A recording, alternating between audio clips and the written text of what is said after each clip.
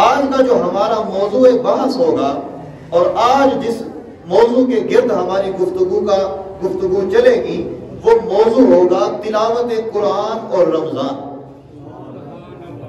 کیونکہ قرآن یہ کوئی عام کتاب نہیں ہے. اس پر ایک مرتبہ میں نے پہلے بھی بڑی تفصیل گفتگو کی تھی. قرآن کوئی عام کتاب نہیں ہے، کوئی چھوٹی کتاب نہیں ہے. یہ اللہ کا کلام ہے، یہ اللہ رب العزت کی ذات کا کلام ہے. اس میں الحمد سے لے کر والناس تک انسانیت کی رہنمائی کے لیے بچپن سے لے کر مرنے تک اور مرنے کے بعد کے احکام بھی موجود ہیں. سورہ عصر، اس کے متعلق امام شافعی رحمۃ اللہ تعالی علیہ لکھتے ہیں کہ والعصر ان الانسان لفی خسر الا الذین آمنوا وعملوا الصالحات وتواصوا بالحق وتواصوا بالصبر. امام شافعی لکھتے ہیں کہ اگر سارا قرآن انسان کی تربیت کے لیے نازل نہ ہوتا، اگر الحمد سے لے کر والناس تک سوائے سورہ عصر کے سارا قرآن اگر انسان کی تربیت کے لیے اللہ نازل نہ فرماتا تو ایک سورہ عصر انسان کی تربیت کے لیے کافی تھی. گویا کہ سورہ عصر میں اللہ رب العزت نے اتنے جامع مضمون بیان کیے ہیں کہ اگر انسان اس کو سمجھ لے تو پوری زندگی کبھی گمراہ نہیں ہو سکتا. تو اگر ایک سورہ عصر کا یہ مقام ہے تو سوچو 114 سورتوں کا مقام کیا ہو. ایک سورت کو یہ مقام اللہ رب العزت نے عطا فرمایا اور امام شافعی نے پھر اس کے ضمن میں ایک بڑے خوبصورت قول نقل فرمایا، قول کیا. تو دوستو بقیہ 113 سورتوں کا مقام کیا ہو.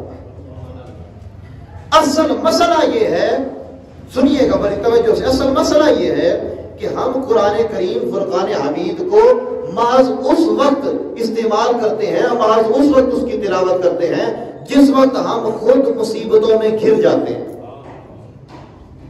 جبکہ قرآن صرف اس لیے نہیں آیا تھا کہ جب کوئی دنیا سے جانے لگے تو آپ سورہ یاسین لے کر اس کے سرانے بیٹھ دیں تاکہ روح آسانی سے قبض ہو سکے. بے شک اس چیز کا فائدہ جس کی روح اٹکی ہوئی ہو یا کفسر انسری سے پرواز کرنے والی ہو، ایسا محسوس ہو رہا ہو، اس چیز کا اس تلاوت کا فائدہ اسے پہنچتا ہے. لیکن قرآن محض اس کام کے لیے تو نہیں آیا.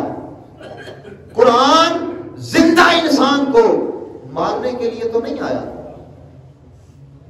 قرآن زندگی کو، حیات کو ممات میں تبدیل کرنے کے لیے نہیں آیا، بلکہ قرآن اس لیے نازل ہوا کہ اس سے تم رہنمائی لو اور مردہ دلوں کو دوبارہ زندہ کر دو. اس لیے نہیں آیا کہ تم اس کو پڑھو تاکہ بندہ جلدی سے دنیا سے چلا جائے، بلکہ اس لیے آیا کہ جب تم اس کو پڑھو، اس کی تلاوت کرو، اس کے معنی و مفہوم کو سمجھو تو تمہارے مردہ دل پھر سے زندہ ہو کے اس کی بارگاہ میں سجدہ کریں. قرآن اس لیے آیا. جب تک ہم کسی چیز کو قبول نہیں کرتے تب تک ہم اس چیز پر عمل نہیں کرتے. کسی بھی چیز کو اپنانے سے پہلے اس کو ماننا ضروری ہوتا ہے. اور تمام کتب پر ایمان یہ ہمارے ایمان کا حصہ ہے. جیسے اللہ رب العزت نے قرآن کریم میں ارشاد فرمایا آمن باللہ وملائکتہ وکتبہ، تمام کتابوں پر ایمان لاؤ جو حضرت موسیٰ علیہ السلام پر نازل ہوئی، جو حضرت داؤد علیہ السلام پر نازل ہوئی، جو حضرت عیسیٰ علیہ السلام پر نازل ہوئی، اور جو اللہ کے محبوب محمد مصطفیٰ صلی اللہ علیہ وسلم. اصل بات یہ ہے کہ بھائیو جب تک آپ لوگ اور میں مجھ سمیت ہم سب جب تک قرآن پر ایمان تو ہم لے آئے ہیں، یہ مانتے ہیں کہ یہ اللہ کی کتاب ہے، اس بات کو سر تسلیم ہم کرتے ہیں، اس بات میں کوئی تردد کا شکار نہیں ہے، لیکن اس بات کو ہم محسوس نہیں کرتے. مانتے تو ہیں، جانتے بھی ہیں کہ یہ اللہ کا کلام ہے، یہ مصطفیٰ پر نازل ہوا، لیکن اس چیز کو ماننا اور شے ہے، مان کر پھر اس کی باتوں کو جو اللہ نے نازل کی ان باتوں کو ماننا اور شے ہے.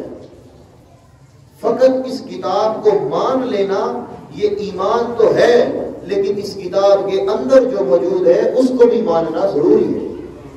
اگر اس کو نہیں مانو گے تو پھر یوں ہی در بدر پھرتے جاؤ. اب توجہ سے سنیے گا، حضرت اللہ رب العزت نے جب حضرت انسان کی تخلیق فرمائی بڑی توجہ سے بات سنیے گا. قرآن کریم فرقان حمید میں قرآن کے متعلق تقریباً متعدد الفاظ استعمال ہوئے. قرآن کو قرآن بھی کہا جاتا ہے, قرآن کو ذکر بھی کہا جاتا ہے. میں آگے جا کے قرآنی آیات کے حوالہ پیش کر کے آپ کو بتاؤں گا کہ ذکر کیسے کہا جاتا ہے. اب جو لوگ یہ اعتراض کرتے پھرتے ہیں اور معاشرے میں بے ہنگم ایسے دوڑتے پھرتے ہیں کہ ہمارے دلوں کو سکون نہیں ملتا, ہم بہت نیک کام کرتے ہیں لیکن پھر بھی دل بڑا بے چین رہتا ہے. اللہ رب العزت قرآن کریم فرقان حمید میں ارشاد فرماتے ہیں اِنَّا نَحْنُ نَزَّلْنَا الذِّكْرَ وَإِنَّا لَهُ لَحَافِظُونَ, بے شک یہ ذکر ہم نے نازل کیا ہے اور ہم اس کی حفاظت کرنے والے ہیں. قرآن کو اب اللہ نے ذکر یہاں فرمایا. جیسے میں نے شروع میں کہا تھا نا, قرآن کے متعدد نام ہیں, قرآن کا ایک نام ذکر بھی ہے. اسی طرح اللہ نے اس آیت میں ارشاد فرمایا اِنَّا نَحْنُ نَزَّلْنَا الذِّكْرَ وَإِنَّا لَهُ لَحَافِظُونَ, کہ بے شک یہ جو ذکر ہے یعنی قرآن, یہ ہم نے نازل فرمایا اور ہم ہی اس کی حفاظت کرنے والے ہیں. اب اپنی وہ پرانی بات پہ آئیے. میں نے یہ آیت اس لیے سنائی تاکہ میں اس بات کو اپنی پچھلی بات کے ساتھ جوڑ سکوں. یہ ذکر, قرآن کو اللہ رب العزت نے ذکر کا نام بھی دیا. اسی طرح جو لوگ یہ دعویٰ کرتے رہتے ہیں اور پریشان پھرتے رہتے ہیں, کبھی کسی ڈاکٹر کے پاس جاتے ہیں اور کبھی کسی حکیم کے پاس, کبھی کسی کے قدموں میں جا کے بیٹھتے ہیں اور کبھی کسی کے پاس, کہ ہمیں دلوں کا سکون نہیں ملتا. ہمارے پاس پیسہ بھی بہت ہے, وقت بھی بہت ہے, ٹائم بھی, وقت بھی, مال بھی, جان بھی, عزت بھی, شہرت بھی, علم بھی, سب کچھ ہے, لیکن دل کا سکون نہیں ہے. ایسا ہوتا ہے کہ نہیں ہوتا ہے؟ ذرا بولے, ایسا ہوتا ہے کہ نہیں؟ بعض مرتبہ ایسی کیفیت انسان کی بن جاتی ہے, تمام کچھ ہونے کے باوجود اس کا دل سکون میں نہیں ہوتا. اور سکون پیسے سے نہیں خریدا جا سکتا. اگر سکون پیسے سے خریدا جا سکتا تو سب سے زیادہ سکون پھر امیروں کے پاس ہوتا. غریب بیچارہ تو سکون میں ہی نہ ہوگا. جس کے پاس پیسہ نہیں, اگر سکون پیسے سے خریدا جا سکتا تو وہ کہیں سے خرید لیتا. اب غریب کے پاس پیسہ نہیں, لہذا سکون نہیں. اللہ نے سکون کو پیسے کے ساتھ مشروط نہیں رکھا. اللہ نے یہ نہیں کہا کہ کسی کے پاس پیسہ زیادہ ہوگا تو اسے سکون دوں گا, اور نہ کہیں یہ ارشاد فرمایا کہ کسی کے پاس اگر عزت, شہرت اور دولت زیادہ ہوگی تو میں اس کو سکون دوں گا. بلکہ اللہ رب العزت نے ارشاد فرمایا الا بذکر اللہ تطمئن القلوب, اگر تم دلوں کا سکون چاہتے ہو تو وہ پیسے میں نہیں ہے, وہ تمہاری مال و دولت میں نہیں ہے, تمہاری شہرت میں نہیں, تمہارے عزت میں نہیں, تمہارے علم میں نہیں. ارے پیسے, ارے تمہارے دلوں کا سکون الا بذکر اللہ تطمئن القلوب, ارے تمہارے دلوں کا سکون اللہ کے ذکر, اللہ کا ذکر کرتے جاؤ, اسی میں تمہارے دل کا سکون ہے.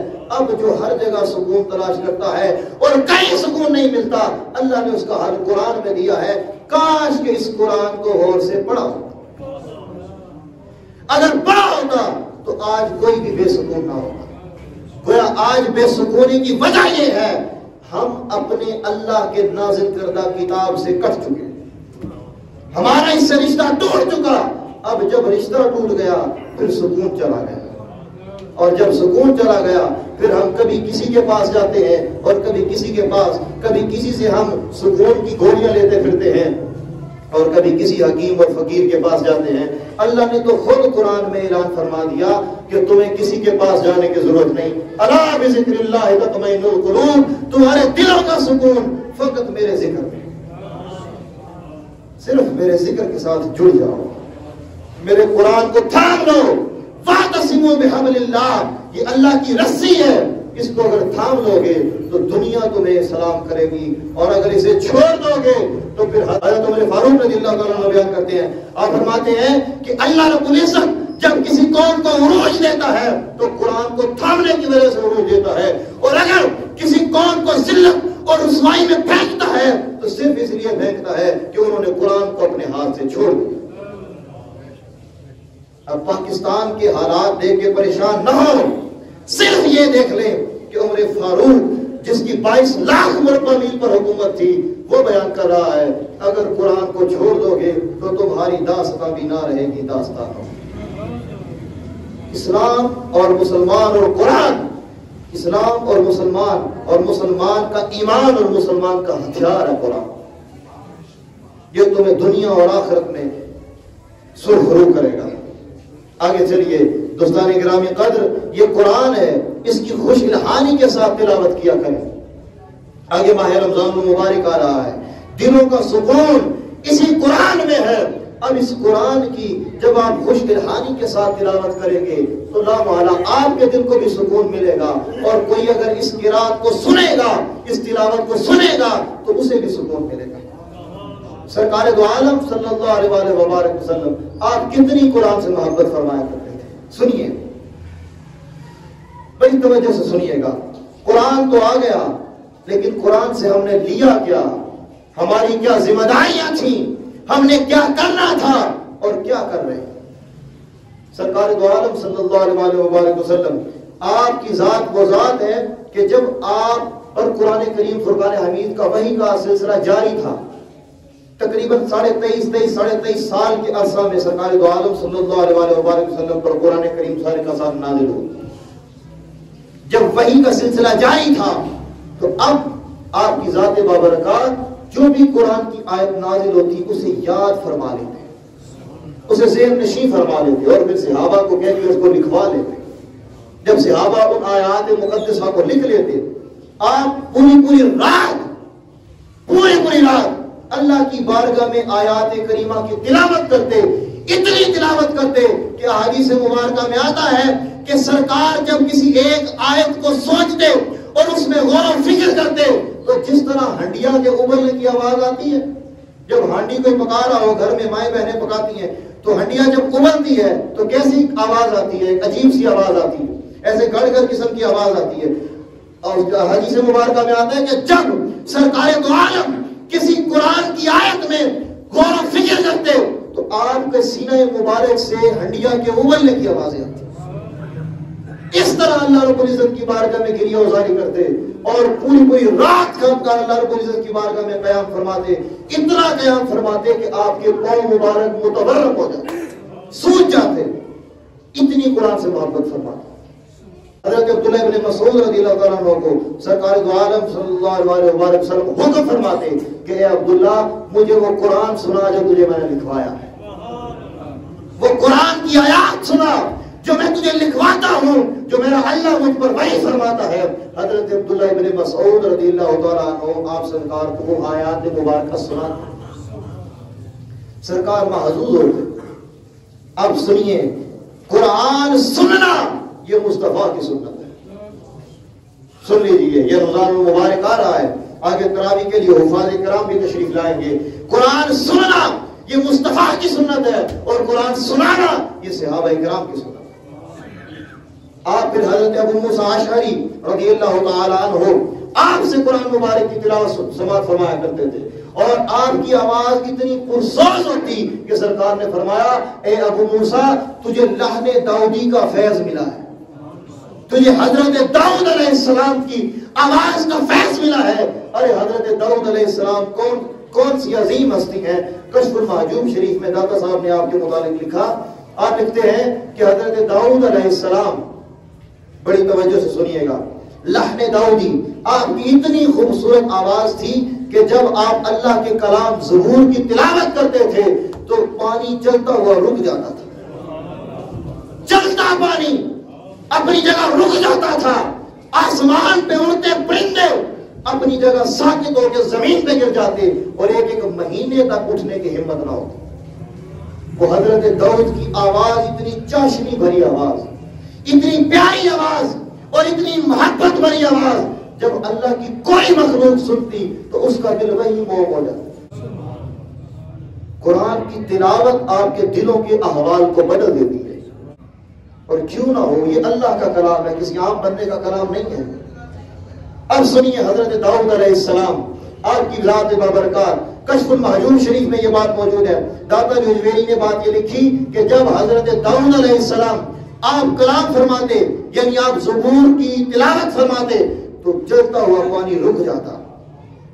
کئی مہینوں تک جو پرندے ہوتے وہ اپنی جگہ چھوڑ دیتے اور حضرت داؤد کے قدموں میں آ کر تلاوت سنتے۔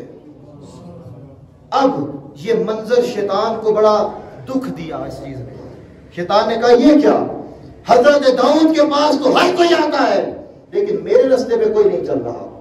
اب شیطان نے اپنی بھی ایک بانسری لی اور اپنا بھی ایک سسٹم سارا آواز کا اور تال میل کا لیا اور وہ بھی اپنی ایک محفل سجا کے بیٹھ گیا. اور جب اس نے اپنی محفل سجائی وہاں پر شیطان اپنی آواز کا جادو چلاتا، یہاں پر اللہ کا نبی اپنے محبوب اپنے رب کی طرف سے نازل کردہ کلام کی تلاوت کرتا. اب کچھ لوگ تقسیم ہو گئے، کچھ لوگ شیطان کے راستے پہ چلے گئے. جو شیطان کی آواز جن کو اچھی لگی وہ شیطان کے راستے پہ چلے گئے، اور جن کو حضرت داؤد سے محبت تھی وہ اپنے نبی اور پیغمبر کی آواز پر ہی رہے. یہاں پر علماء لکھتے ہیں کہ یہ ہے وہ بات سمجھنے کی اور یہ ہے وہ مقام سمجھنے کا. ہمارے لیے بھی اللہ رب العزت کی ذات نے قرآن کریم کی صورت میں ایک صحیفہ انقلاب نازل فرمایا ہے. آپ اگر اس کو نہیں پڑھتے اور اس کی تلاوت سے آپ کے دلوں کو سکون نہیں ملتا اور آپ کا دل چین میں نہیں آتا، جبکہ آپ کا دل اگر گانے سن کے چین میں آتا ہے، آپ کا دل اگر ایسی موویز دیکھ کے چین میں آتا ہے، آپ کا دل اگر حرام چیزیں دیکھ کے اور سن کے چین میں آتا ہے، اپنے ایمان کی فکر کرو، اپنے ایمان کی فکر کرو کہ تمہیں قرآن سے مزہ نہیں آتا اور تمہیں اس گانے سے مزہ آتا ہے کہ جس گانے کو حرام کہا گیا ہے شریعت میں. تمہیں قرآن کی تلاوت سے مزہ نہیں آتا لیکن تمہیں حرام کاریوں سے مزہ آتا ہے، تو پھر اپنے ایمان کی حفاظت کرو. سوچو کہ ہمارا ایمان کہاں تھا، کس حال میں دنیا میں آئے اور کیا کر بیٹھے کہ آج ہمیں قرآن کی سمجھ نہیں آتی، آج ہمیں قرآن کریم کی تلاوت اچھی نہیں لگتی. اگر ایسا ہے تو میرے دوستو مجھ سمیت ہمیں ایمان کی فکر کرنی چاہیے کہ ہمیں کیا ہو گیا ہے. ارے یہ تو وہ کلام تھا کہ جس کلام کو اگر تھاما تو کیسر و کسرا میں بھی اسلام نے اپنے جھنڈے لہرا دیے.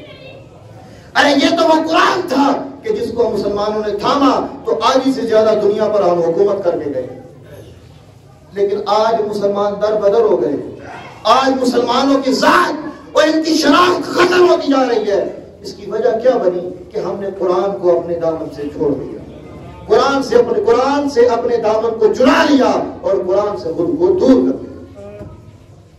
امام غزالی علیہ رحمہ بڑی خوبصورت بات لکھتے ہیں، اور سنیے کون امام غزالی.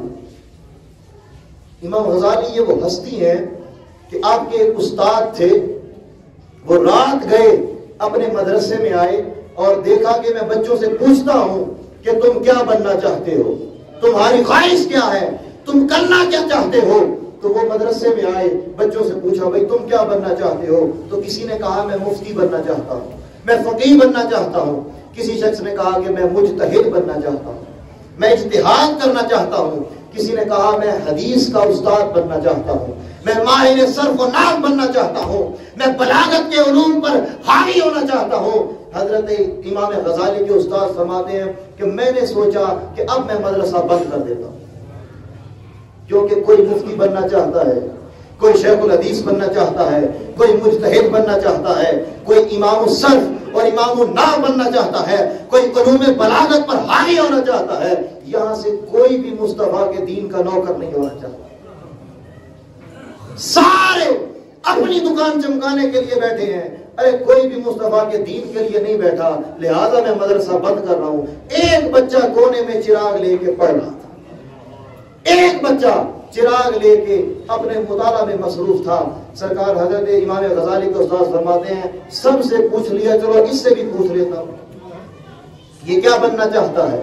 جب اس کے پاس پہنچے تو اس بچے نے کہا استاد جی میں رسول اللہ کے دین کا نوکر بننا چاہتا ہوں،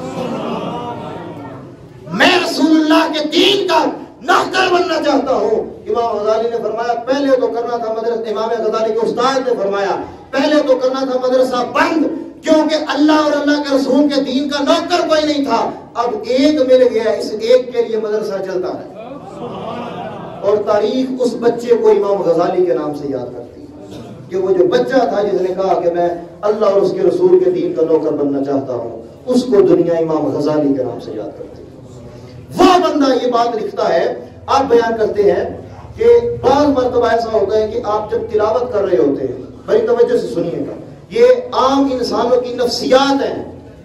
بہت مرتبہ ایسا ہوتا ہے کہ آپ لوگ جب تلاوت کر رہے ہوتے ہیں، ہم لوگ جب تلاوت کر رہے ہوتے ہیں تو دوران تلاوت شیطان ایک وسوسہ ہمارے دل میں ڈالتا ہے.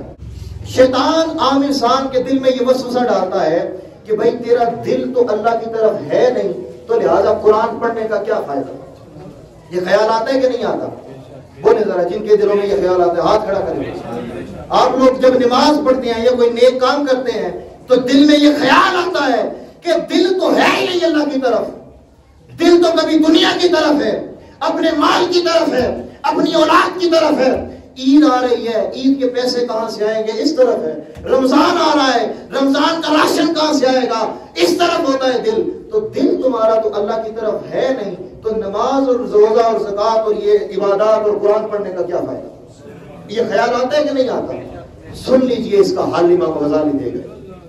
آپ فرماتے ہیں جو اللہ والے ہوتے ہیں، جو سارے بولیں یہ بات میں اس طرح ضائع نہیں کروں گا. شیخ سعدی فرماتے ہیں کہ اپنی بات ان لوگوں میں ضائع نہ کرو جن کو تمہاری بات کی قدر نہ ہو. میں بات بدلا دوں گا لیکن آپ کو بات تبھی بتاؤں گا اگر آپ سمجھنے کے موڈ میں بیٹھے ہیں. میں اپنے الفاظ ضائع نہیں کروں گا انشاءاللہ. ہاں جی بتائیں بات اس کو، ذرا ہاتھ کھڑا کر کے گواہی دیں. تو اگر آپ کے دل میں یہ خیال آتا ہے کہ بھائی دل تو اللہ کی طرف ہے ہی نہیں، تو پھر قرآن پڑھنے کا کیا فائدہ. تو آپ بیان کرتے ہیں کہ اللہ والے جو ہوتے ہیں جب شیطان یہ وسوسہ ڈالتا ہے تو فوراً اسے کہتے ہیں بھائی اچھا کیا تو نے یاد کروا دیا کہ دل اللہ کی طرف نہیں. اچھا کیا مجھے یاد کروا دیا کہ میرا دل اللہ کی طرف نہیں، اب تجھے مارنے کے لیے میں دل اللہ کی طرف کروں. مجھے نہیں پتا تھا کہ دل اللہ کی طرف ہے یا نہیں، لہذا تو آیا، یہ تیری مہربانی کہ تم انہوں دسیا کہ میرا دل اللہ والے نہیں، ہوں میں تینوں مارن واسطے دل اللہ والے کروں. ایک بات. دوسری بات آپ لکھتے ہیں کہ جن کے دل میں یہ خیال پھر بھی رہتا ہے کہ بھائی دل تو اللہ کی طرف نہیں، لہذا نمازیں روزے رکھنے اور زکاتیں دینے اور قرآن کی تلاوت کرنے کا کیا فائدہ.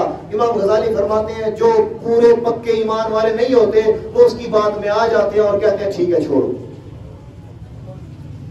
جو پکے ایمان والے نہیں ہوتے، جن کا ایمان پختہ نہیں ہوتا، جن کی اللہ سے لو لگی نہیں ہوتی، جن پر اسرار اور رموز کھلے نہیں ہوتے، وہ کہتے ہیں بات تو تیری ٹھیک ہے، لہذا جب دل ہوگا تب آئیں گے، قبر تک دل کرتا نہیں اللہ والاتے. سمجھ آ رہی ہے میری بات؟ میں کسی کا ہاتھ نہیں کھڑا کرواتا، لیکن میں آپ سے سوال کرتا ہوں اپنے ضمیر کی عدالتوں میں جھانکیں اور دیکھیں ایسا کام کتنوں نے آج تک کر لیا اور کتنے کر رہے ہیں. اب دیکھیں کہ آپ کا ایمان کس مقام پہ ہے. کیا ہم لوگ ایسا نہیں کرتے کہ ہم ایسا ہی کرتے ہیں؟ جناب یہ معاشرے کی حقیقت ہے کہ ہم کہتے ہیں جب دل نہیں ہے تو پھر لہذا یہ اشارے کرنے کا کیا فائدہ، لہذا نماز بھی چھوڑو. اور ہم سمجھتے ہیں کہ ہم بڑے خالص ایمان والے ہیں. ارے یہ ایمان کی بڑی کمزوری ہے. اور تیسری بات آپ بیان کرتے ہیں کہ اگر کسی کے دل میں ہو کہ بھائی دل تو اللہ رب العزت کی ذات کی طرف نہیں ہے، تو لہذا اشاروں سے نماز ادا کرنا اور قرآن پڑھنا. تو آپ فرماتے ہیں کہ جو ایمان کی جس نے چاشنی کچھ چکھی ہو، جس کو تھوڑا اللہ اور اس کے رسول کی محبت اس کے دل میں ہو، وہ کہتا ہے بے شک دل مصطفیٰ کی یا دل خدا کی طرف ہے یا نہیں ہے، میں زبان سے اس کا ذکر کرتا رہوں گا. دل جاتا ہے نہیں جاتا اس کا میں ذمہ دار نہیں. پہلے بندے وہ ہیں کہ جو دل کو بھی موڑتے ہیں، اور دوسرے وہ ہیں جو عبادت ہی چھوڑ دیتے ہیں، اور تیسرے وہ ہیں دل لگتا ہے نہیں لگتا حاضری لگتی ہے. دل لگتا ہے نہیں لگتا لیکن اس کی بارگاہ میں حاضری لگتی ہے. تو اگر آپ لوگ وہ بندے نہیں بن سکتے کہ اپنے دل کو موڑ لیں تو کم از کم وہ بن جائیں کہ آپ کی حاضری لگتی ہے، بجائے اس کے کہ اگر دل نہیں لگتا اور آپ لوگ عبادت چھوڑ دیں تو یہ بالواسطہ یا بلا واسطہ شیطان کا ساتھ دینا ہے. اگر آپ کا وہ مقام نہیں ہے کہ آپ لوگ اپنے دل کو موڑ لیں تو کم از کم اپنے آپ کو ایسا بنا لیں کہ کم از کم اللہ اور اس کے رسول کی بارگاہ میں حاضر ہوتے رہیں. جب حاضری لگتی رہے تو سال کے اختتام پر اگر بچہ پورا سال حاضر رہے نا تو پھر بھی پاس ہو ہی جاتا ہے. پورا سال اگر اس نے کلاس لی ہو تو آخر جب امتحان ہوتے ہیں تو کچھ نہ کچھ پیپر میں لکھ ہی دیتا ہے، کچھ نہ کچھ جگاڑ کر ہی لیتا ہے اور پاس ہو ہی جاتا ہے. لیکن اگر حاضری نہیں لگے گی تو وہ پیپر میں بیٹھنے کا اہل ہی نہیں ہوگا، اور جو امتحان میں نہیں بیٹھے گا وہ پاس کیسے ہوگا؟ بات سمجھ آ رہی ہے میری؟ تو لہذا کم از کم اللہ اور اس کے رسول کی بارگاہ میں حاضری لگوا کے رکھنا. یہ ماہ رمضان ہمیں یہ پیغام دیتا ہے کہ لوگوں اللہ کی طرف واپس آ جاؤ، اپنا ٹوٹا ہوا رشتہ اس قرآن سے مضبوط کر لو کہ اگر تمہارا رشتہ اس قرآن سے مضبوط ہو گیا تو تمہیں وہی عروج ملے گا جو 1000 سال پہلے 500 سال پہلے ہمارا عروج ہوا کرتا. اور اگر اپنا رشتہ اس سے توڑ دیا تو پھر عمر فاروق رضی اللہ تعالیٰ عنہ بیان کرتے ہیں کہ یہ پھر تمہیں وہاں پھینکے گا جہاں تمہاری خواب اور خیال میں بھی نہیں ہے. ہم قاری اور عالم اور حافظ اس کو پتہ نہیں ہم نے معاشرے میں کیا سمجھ رکھا ہے. کبھی حدیث پڑھے کبھی قرآن پڑھے. اللہ قرآن میں فرماتا ہے انما یخشی اللہ من عبادہ العلماء، بے شک علماء ہی اللہ سے ڈرتے ہیں. بے شک بولے، اب کوئی نہیں بولے گا مجھے پتہ ہے.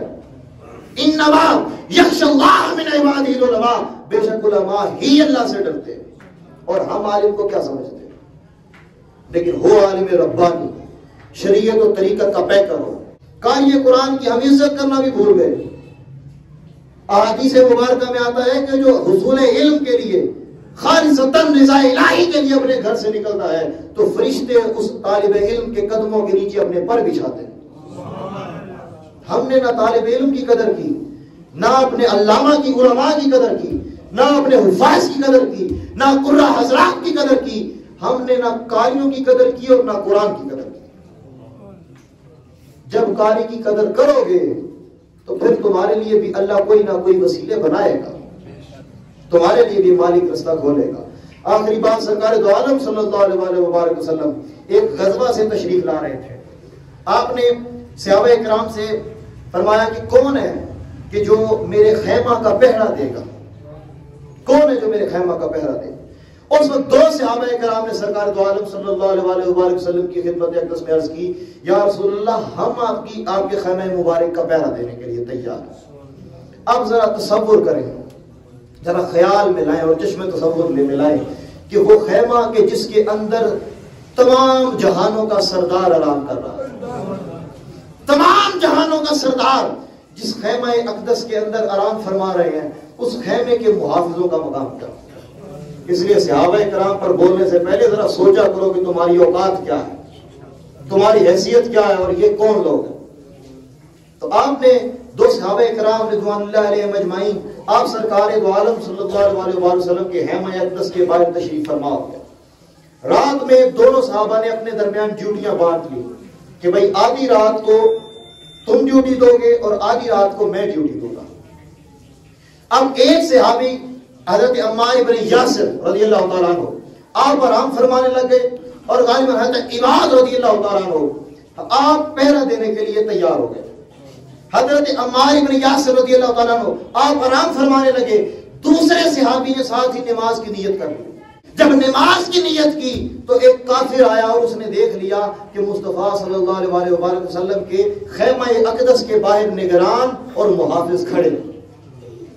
اس کافر نے پہلا تیر اس صحابی کو مارا جو حالت نماز میں کھڑے تھے اور وہ قیام میں کھڑے تھے، سورہ کہف کی تلاوت فرما رہے تھے. پہلا تیر لگا، آپ نے نماز نہیں توڑی. یہ کوئی چھوٹی بات نہیں میں کر گیا کہ پہلا تیر لگا اور انہوں نے نماز نہیں توڑی. آپ لوگ تو بڑی آسانی سے سن گئے ہیں نا کہ پتہ نہیں آگے کیا ہونے والا ہے. جناب ایک چونٹی کاٹ لینا تو پورے جسم میں ہلچل پیدا ہو جاتی ہے، اور ان کو ایک تیر لگا اور اس مرد حر نے نماز نہیں توڑی. آپ لوگ بڑی آسانی سے یہ میرا جملہ سن کے بس آگے چلے نا، صاحب ٹائم ہو رہا ہے. لیکن ایک ایک جملہ، ایک ایک حدیث کی روایت اور درائے، ایک ایک چیز سننے کے قابل ہوتی ہے. ایک تیر لگا آپ نے نماز نہیں توڑی، دوسرا تیر لگا آپ نے نماز نہیں توڑی. آپ لوگ کیا سمجھتے ہیں کہ تیر کی درد کوئی معمولی سی درد ہوتی ہے؟ جب 7 تہیں جسم کی چیری جاتی ہیں پھر تیر اندر گھستا ہے تو اس وقت جتنی درد ہوتی ہے آپ لوگ تصور بھی نہیں کر سکتے. پھر تیسرا تیر لگا تو پھر آپ نے نماز مکمل کی اور مکمل کرنے کے بعد حضرت عمار بن یاسر کو جگایا اب سنیے گا بات، توجہ سے سنیے گا. حضرت عمار ابن یاسر کو جگایا. اب جب حضرت عمار کو ہوش آیا، آپ اٹھے، آپ نے کہا میرے بھائی جب تجھے پہلا تیر لگا تھا مجھے تبھی بتا دیتا، میں اسی وقت اٹھ جاتا تاکہ تجھے دوسرا اور تیسرا تیر برداشت نہ کرنا پڑتا. آپ کا جواب بھی پھر عاشقوں والا تھا. کوئی عام انسان تو تھے نہیں، مصطفیٰ کی آغوش میں تربیت پانے والے لوگ تھے، مصطفیٰ کی محافل میں بیٹھ کر دین کو سمجھنے والے لوگ تھے. آپ نے کہا نہیں، پہلے تیر کے بعد میں نے اس لیے نہیں جگایا کہ شاید وہ باز آ جائے، دوسرے تیر کے بعد اس لیے نہیں جگایا کہ شاید باز آ جائے، لیکن تیسرے تیر کے بعد اس لیے جگایا کہ اب شدت درد تھی اور نماز مکمل کی. اس لیے جگایا کہ سن لو، اگر مصطفیٰ کے خیمے کی حفاظت کی ذمہ داری نہ ہوتی یہ تیر مارتا جاتا، جب تک سورہ کہف مکمل نہ ہوتی میں سلام نہ پھیرتا، جب تک سورہ کہف مکمل نہ کر لیتا، اور جب تک جو ٹارگٹ بنا کے کھڑا تھا اس ٹارگٹ کو اچیو نہ کر لیتا میں سلام نہ پھیرتا. صرف ٹینشن یہ تھی کہ مصطفیٰ کے خیمے کا محافظ ہوں، کہیں میری وجہ سے میری سرکار کو تکلیف نہ. قرآن میں اتنے مگن ہو کے قرآن کو پڑھا کرتے تھے کہ تیر پہ تیر لگ رہا ہے، لیکن پھر بھی کہا اگر مصطفیٰ کی حفاظت کا ذمہ نہ ہوتا تو تیر لگتے رہتے، میں قرآن پڑھتا رہتا. اور کربلا میں امام حسین نے بڑا خوبصورت سر کٹا کے پیغام دے دیا. آج ہم سے مسجدوں میں پنکھے، روشنیاں اور گرمی سردی سے بچاؤ کے تمام چیزیں موجود ہیں، پھر بھی مسجدوں میں مجھ سمیت نمازی مٹھی برابر ہیں، نہ قرآن سنتے نہ سناتے، نہ بچوں کو پڑھتے نہ پڑھاتے. یہ ٹرینڈ ختم ہوتا جا رہا ہے. بچوں کو اعلیٰ یونیورسٹیز میں بھیجتے ہیں، لیکن صبح فجر کے بعد مسجد میں بھیجنے کے لیے والدین کہتے ہیں چلو بچہ ہے نا پھر پڑھ لے گا. وہ پھر پڑھتا پڑھتا داڑھی کے بال سفید ہو جاتے ہیں اور پڑھنی الحمدللہ نہیں آتی.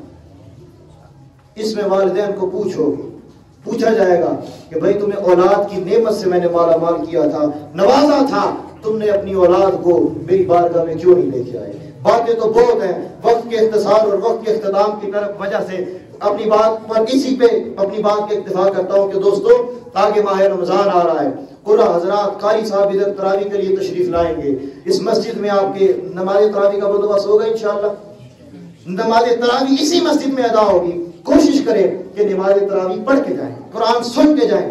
کچھ سمجھ نہیں آتی نا تو وہ امام غزالی والی بات یاد رکھ لیں، کم از کم حاضری لگوانے ضرور آ جائے.